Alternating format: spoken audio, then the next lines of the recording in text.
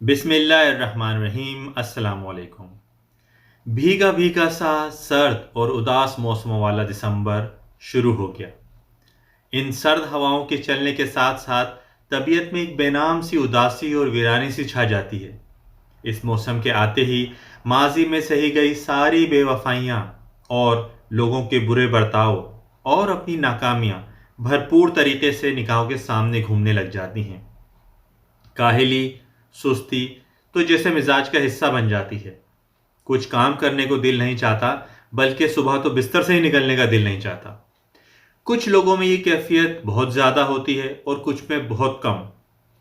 कुछ लोगों को दिन के किसी हिस्से में और कुछ लोगों को रात के पहर या शाम को। और तो और शायर और अदीब हजरात ने भी अपनी शायरी में, अपनी नसर में इस चीज़ का भरपूर इजहार किया है।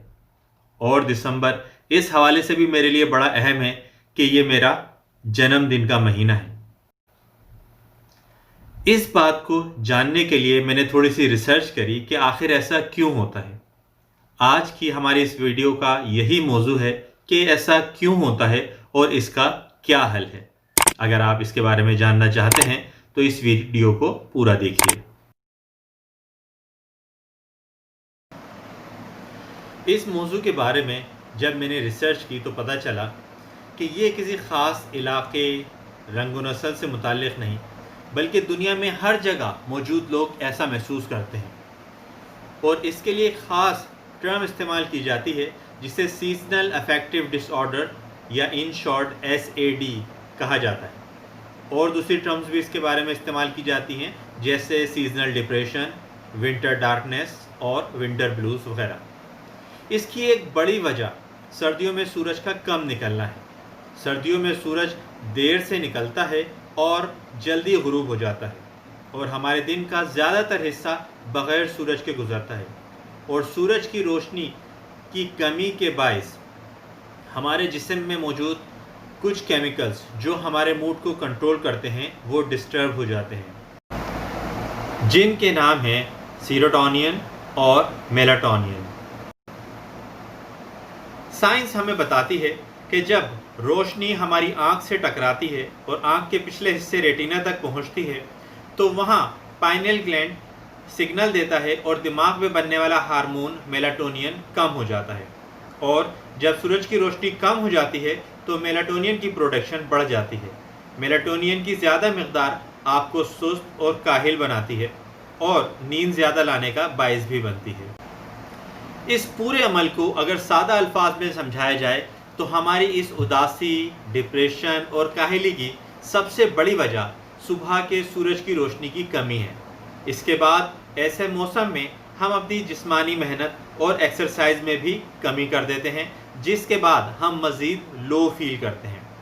और इस पर मज़ीद ये कि अगर आप किसी बात पर या किसी रवैये से या किसी और चीज़ के बायस डिप्रेशन का शिकार हैं, तन्हाई में हैं या आपका दिल टूटा हुआ है, तो ऐसी हालत में ये चीज़ और बढ़ जाती है। अगर आप थोड़ा बहुत इस कैफियत का शिकार होते हैं तो ये एक नॉर्मल हालत है, लेकिन अगर ये सूरत हाल हद से ज़्यादा है, आप हद से ज़्यादा डिप्रेशन का शिकार होते हैं, तो आपको इस सिलसिले में कुछ इक़दामात ज़रूर करना चाहिए, वरना ये आपकी तबीयत और मिजाज ख़राब करने का बायस बन सकता है। डॉक्टर एल्फ्रेड लोई एक अमेरिकन साइंटिस्ट थे जिनकी रिसर्च का मौजू डिप्रेशन और सैडनेस पर था। इन्होंने सीजनल डिप्रेशन पर काफ़ी तहकीक करी और इस तहकीक में इसका हल पेश करते हुए कहा कि अगर इंसान ऐसी सूरत में अपना ज़्यादा से ज़्यादा वक्त सूरज की रोशनी में गुजारे, जल्द सोए, जल्द उठे और वर्जिश को अपना मामूल बनाए, तो ऐसी सूरत हाल को काबू में किया जा सकता है और ऐसी सूरत हाल को ख़त्म किया जा सकता है। अब एक मुसलमान के नुक्ते नज़र से सोचिए तो अल्लाह पाक ने हमें 5 वक्त नमाज का हुक्म दिया है और नमाज से पहले वज़ू किया जाता है। जब हम वज़ू करते हैं तो पानी लगने से हमारे जिस्म में एक्टिवेशन बढ़ जाती है और हम तरोताज़ा महसूस करते हैं।